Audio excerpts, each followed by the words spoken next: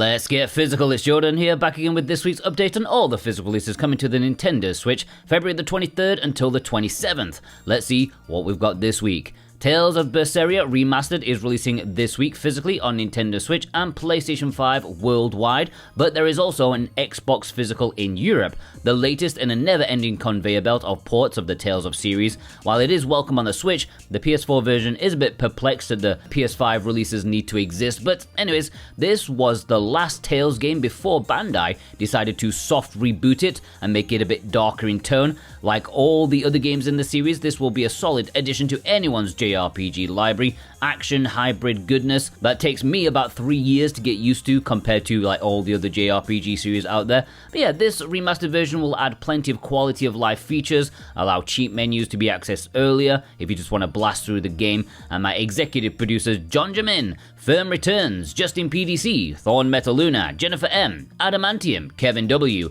Robotech, Alexander Cato, Danielle O, Jimmy A. Guerrero, AMH, Big Bruno, Sora Cat, JCross7776, and Miami Sunrise have chosen this as their pick of the week.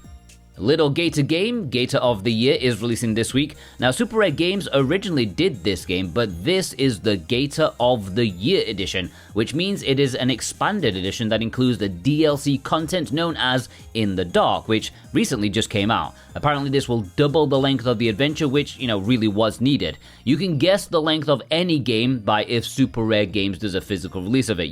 It's a guaranteed 2 to 3 hours long, but this adds another 2 to 3 hours onto the runtime to make it feel like an adventure that's finally getting into its stride. If you missed Super Rare's release, definitely plump for this version, and it's also on PlayStation 5. And if you want it or any of the retail games in this video, please consider purchasing them via the links in the description and pinned comment. That massively helps me out in this series to keep producing useful physical content for you guys. VGP are a really nice company with free worldwide shipping on orders over 75 Canadian bucks, which is like 55 American dollars, not that much. Plus each week, if you buy something via my link, you are put into a draw to have a chance of winning a $10 discount coupon. And this week's winner is Benjamin Y. Congratulations, Benjamin. You should get an email from VGP in the coming days with your discount coupon. Thank you so much for your support and everyone else out there. Path of Mystery, A Brush with Death is a detective mystery visual novel that released in Japan a couple of years back, but this Western release is the first time it's been in English, and it is a romance-free visual novel, which is always a preference for myself. I love a good murder mystery, and I'm hopeful this one will live up to expectations. It was developed by Toybox, who made World End Syndrome, which was pretty good, and the few reviews available for the Japanese release of this are also quite positive, so fingers crossed it's alright. Let me know, VN fans, is it gonna be good? And my executive producers G Bautista 100 and Louis K have chosen this as their pick of the week. On Nintendo Switch 2, there are also 3 Game Key releases this week: Resident Evil Requiem, the new game, Resident Evil Village, and Resident Evil 7. You can buy Requiem by itself, or you can buy a triple pack with all 3 games together. I don't believe Village and 7 are releasing separately, but anyways, they're Game Key clownery, so who cares? Boo! Alright, the low print limited pre-order releases.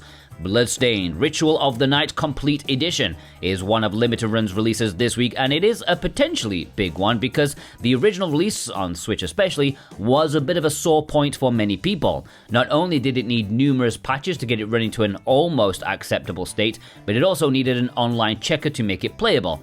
Now, Limited Run are doing this on all consoles and including all the DLC and all the updates on the cartridge, which is a lot by the way. However, the PS4 version does need like 1 download code for a piece of DLC, which is kind of odd. I don't know what's going on there. And as I'm making this, they have not commented on the DRM feature, if that will still be a thing. They are being uncomfortably quiet about that. But you can pre-order this on Friday, and my executive producers, God of Resin, Instacritic, Jeddah Crow, OGCIB, and Viz have chosen this as their pick of the week. One Lonely Outpost is Limited Run's second game this week. This is one of those cozy live sim games, but this time in a sci-fi setting as you try to colonize a barren world. You farm, you build, you explore, your classic gameplay loop that just so happens to be on an alien planet. The game looks quite good, but surprisingly the reviews for it are mixed over on Steam, with criticism aimed at a lack of polish and very poor pacing. where not much happens for a long period of time, but then when the progress does actually happen, it's over in a flash, before another long stretch of not much happening. So a bit of a disappointment overall.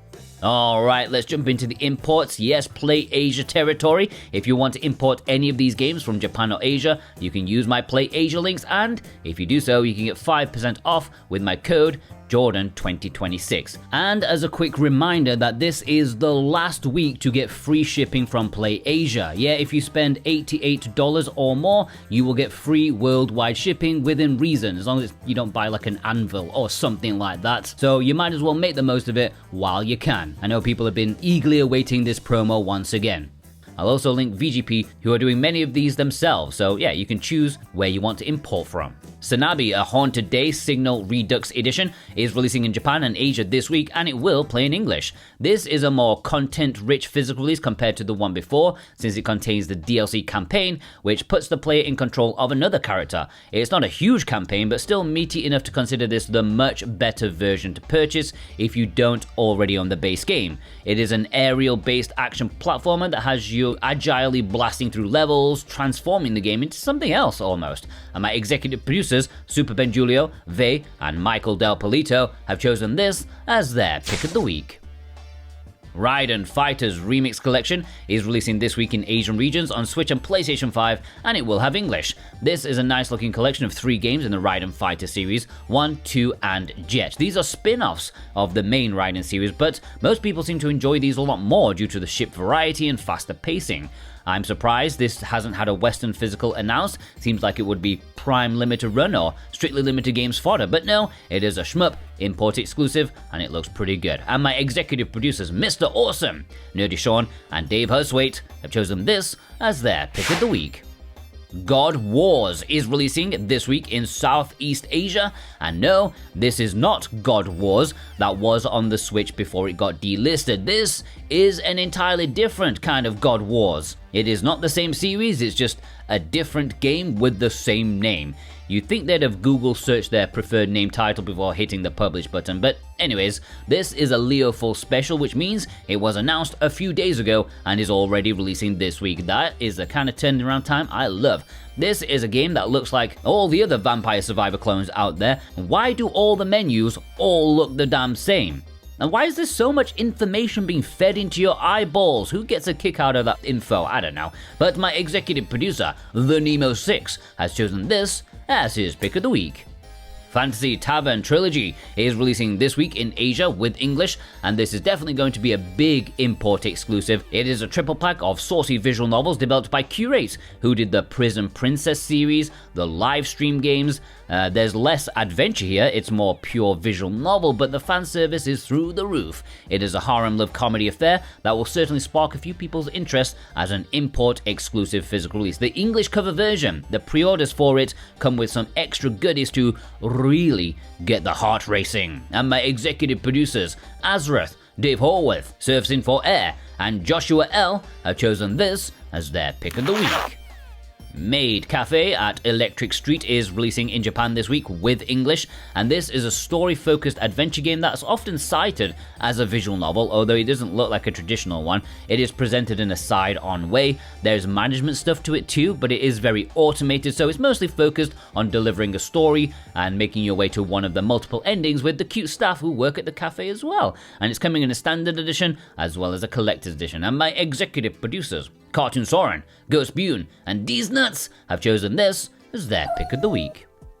City Hunter is probably releasing in Japan this week and maybe Asia too. It is also destined for Europe. I made a video all about that, but that was recently pushed back until September, so there is a bit of a wait to go for the European physical release. If you can't wait for this PC Engine ROM on a Switch cartridge, then maybe import the Asian one as long as that also isn't pushed back. It could happen. But yeah, this is a game that will officially be in English for the first time, and it is pretty fun from what I played on my PC Engine. I'm looking forward to seeing what the dialogue is all about now that it's in English. Japan is also getting these 3 games, none of which have English.